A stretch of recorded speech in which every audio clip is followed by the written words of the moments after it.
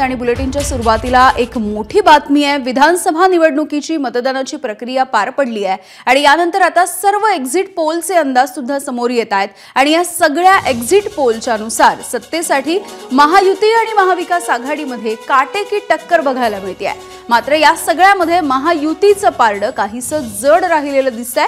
10 पैकी 7 पोलमध्ये महायुती पुढे आहे, 3 ठिकाणी महाविकास आघाडी पुढे असलेली दिसते। दरम्यान 6 पैकी 3 एक्झिट पोलमध्ये शिंदेंची शिवसेना तर 2 ठिकाणी ठाकरेंची शिवसेना आघाडीवर आहे। दरम्यान राष्ट्रवादीचा विचार केला तर राष्ट्रवादीमध्ये शरद पवारांची राष्ट्रवादी ही आघाडीवरती दिसते।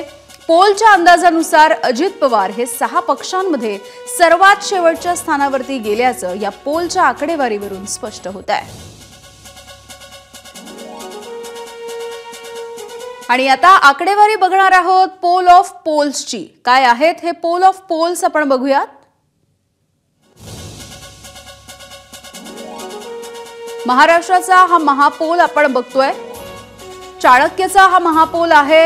एकूण जागा 288, भाजप 90हून अधिक जागा, शिंदेंची शिवसेना 48 पेक्षा अधिक, अजित पवार 22हून अधिक जागा मिळण्याचा अंदाज आहे। काँग्रेस 63च्या पुढे जाण्याची शक्यता आहे। ठाकरेंची सेना 35 पेक्षा अधिक जागा मिळवू शकते तर शरद पवारांची राष्ट्रवादी 40चा आकडा पार करू शकते। एकूण जर विचार केला तर 152 ते 160 महायुतीला इतक्या जागा मिळण्याचा अंदाज आहे। पुढचा पोल आपण बघतोय। इलेक्टोरल एजचा हा पोल आहे। महायुती 118, महाविकास आघाडी 150 जागा मिळवू शकते। भाजप 78, शिंदेसेना 26, अजित पवार 14, काँग्रेस 60, ठाकरे सेना 44, शरद पवार 46 आणि इतरांना साधारणपणे 20 जागा मिळू शकतात।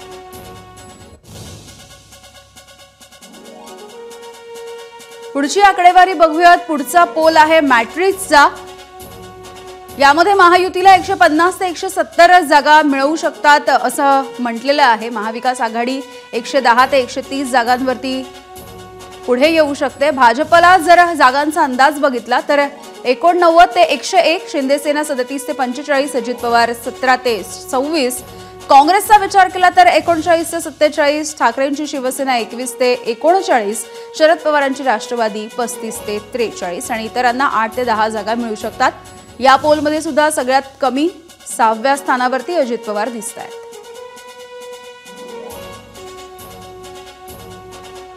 पुढचा पोल आपण बघतोय रिपब्लिकचा।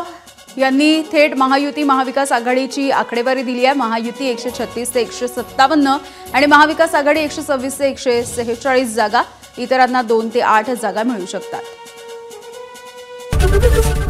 एबीपी माझा, उघडा डोळे बघा नीट।